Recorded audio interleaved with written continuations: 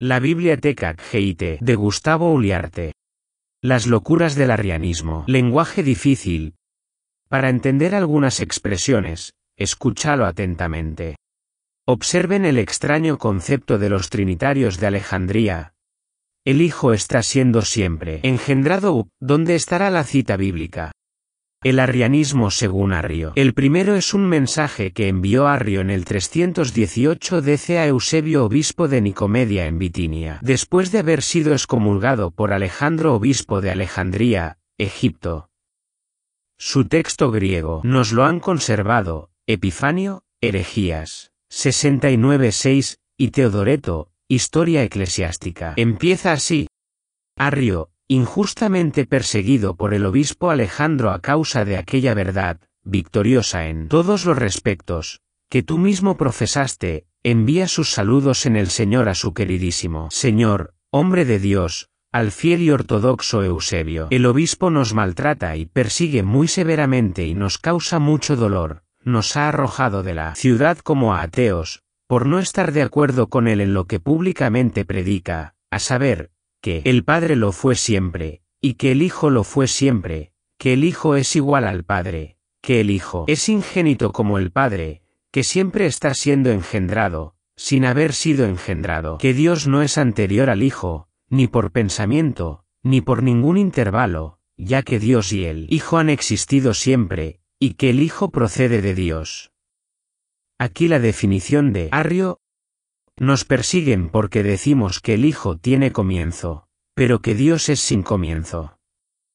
Por esto nos persiguen, y asimismo, porque decimos que es de la nada. Y esto lo decimos porque Él no es ni parte de Dios ni está hecho de otra materia subyacente. Por esto nos persiguen, lo demás ya lo sabes. Adiós. Como condiscípulo en la escuela de Luciano y como hombre verdaderamente piadoso que eres, no olvides nuestros sufrimientos. Fin.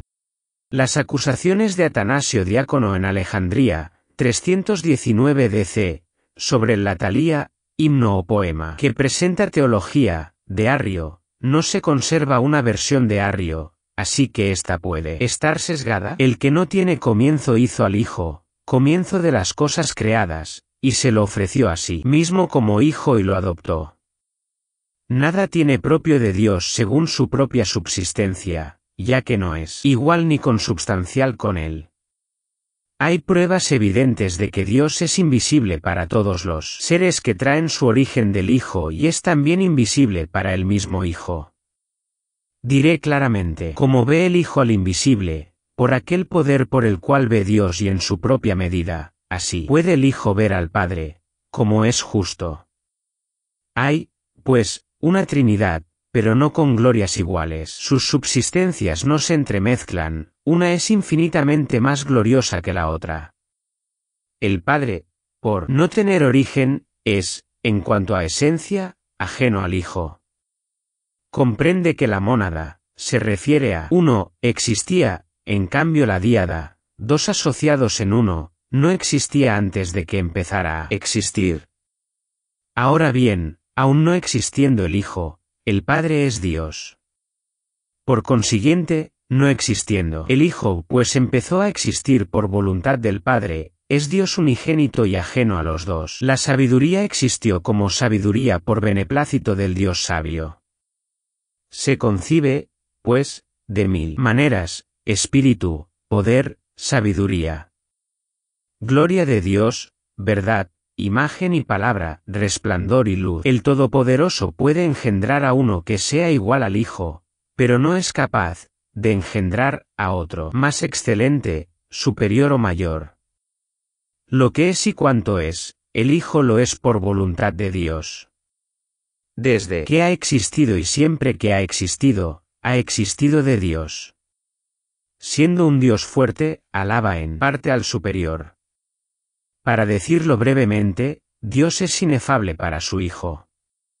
Porque es para sí mismo lo que es decir, inefable. De suerte que el Hijo no puede expresar nada de las cosas que son según la comprensión, porque no puede investigar al Padre tal cual es en sí mismo. porque el mismo Hijo no conoce su propia esencia. Pues, siendo Hijo, existió en realidad por voluntad del Padre. ¿Qué argumento hay para afirmar que quien procede del Padre no pueda conocer a su propio Padre por comprensión? Porque es evidente que uno que haya tenido comienzo no puede entender o comprender, tal como es, al que no tuvo principio. Fin. Nota. El principal motivo por el cual fueron perseguidos los cristianos en el siglo II y III a mano de los romanos, esto es que el Cristo es Dios, los arrianos lo echan por tierra y quizá eran un porcentaje considerable de la Iglesia de Oriente. Según la historia, el emperador Constantino muere en el 337 d.C.